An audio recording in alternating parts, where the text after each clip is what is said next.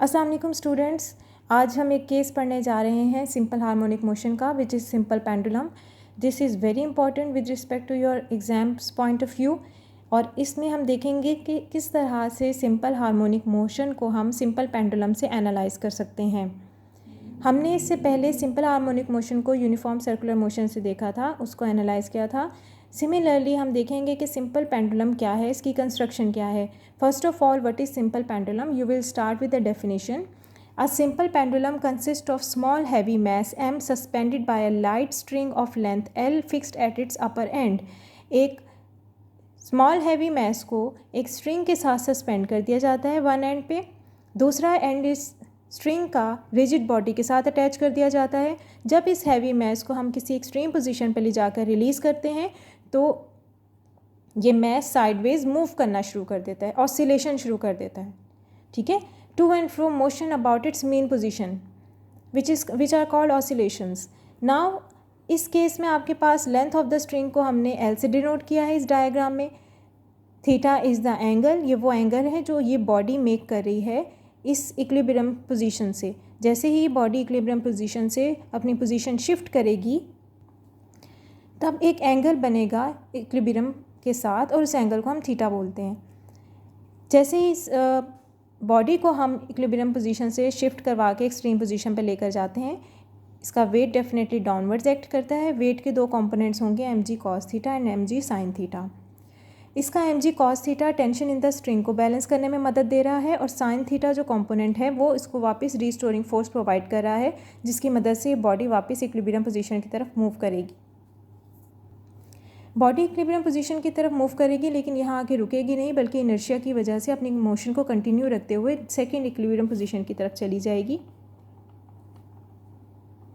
Second extreme position की तरफ चली जाएगी और अपनी इस तरह से ऑसिलेशंस कंटिन्यू रखेगी। अब जो रीस्टोरिंग फोर्स प्रोवाइड हो रही है इस सिंपल पेंडुलम को, that is due to gravity. This is the G factor. Restoring force F will be equal to M G sine theta. ये माइनस का साइन इसलिए अप्लाई हुआ है क्योंकि हमने बॉडी को मूव करवाया था टूवर्ड्स राइट साइड और बॉडी रीस्टोरिंग फोर्स की तरफ रीस्टोरिंग फोर्स की वजह से टूवर्ड्स लेफ्ट साइड मूव करना चाह रही है, इस वजह से ऑपोजिट साइन आएगा। ये जो थीटा एंगल बॉडी जो है एक्सपीरियंस करती है ड्यूरिंग ऑसिलेशन, ये एंगल बहुत स्मॉल होता है और अगर इस एंगल का हम साइन भी ले लें तो भी इसमें कोई ख़ास फ़र्क नहीं पड़ेगा। तो sine theta is almost equal to theta. This is the force that we applied. ये वो फोर्स है जो हमने अप्लाई करके बॉडी को एक्सट्रीम पोजीशन पर लेके गए थे और ये वो रिएक्शन फोर्स है या रीस्टोरिंग फोर्स है जो उसको वापस एक्सट्रीम पोजीशन पर लेकर आ रही है। ये दोनों फोर्सेस हम इनको इक्वेट करेंगे। इक्वेट करने के बाद आपके पास F is equal to M A which can be equal to M G theta. इसको इसकी इक्वल करके आप एक्सेलरेशन की वैल्यू फाइंड आउट कर सकते हैं। Acceleration is equal to minus G theta. इस फॉर्मूला से आपको पता चला कि एक्सेलरेशन जो है उसकी डिपेंडेंस थीटा के ऊपर है। जितना ज़्यादा आप डिस्प्लेस करेंगे उतनी ही ज़्यादा एक्सेलरेशन प्रोड्यूस होगी, जितना ज़्यादा थीटा की वैल्यू होगी। सिमिलरली अगर हम इसमें थीटा की वैल्यू पुट करना चाहें तो आप इस ट्रायंगल को कंसीडर करेंगे जहाँ पे एंगल थीटा बन रहा है।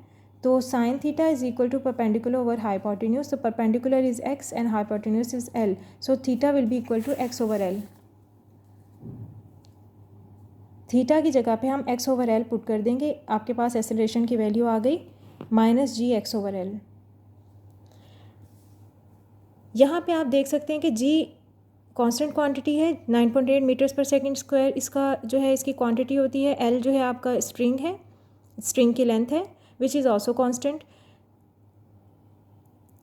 ओके, सो अब हमने एक और फार्मूला पढ़ा है एक्सेलरेशन का सिंपल हार्मोनिक मोशन में। सिंपल हार्मोनिक मोशन के टॉपिक में मैंने इस चीज़ को एक्सप्लेन किया है कि आपने किस तरह से एक्सेलरेशन की वैल्यू फाइंड आउट की है। एक्सेलरेशन जो है वो माइनस ओमेगा स्क्वायर एक्स के बराबर है। ओमेगा जो है आपके पास एंगुलर फ्रीक्वेंसी की वैल्यू होगी और एक्स जो है displacement from the mean position. अब आप इन दोनों फार्मूलाज को इक्वेट करके कंपेयर करके अगर देखें तो आपके पास वैल्यू आ जाती है, let's say g is equal to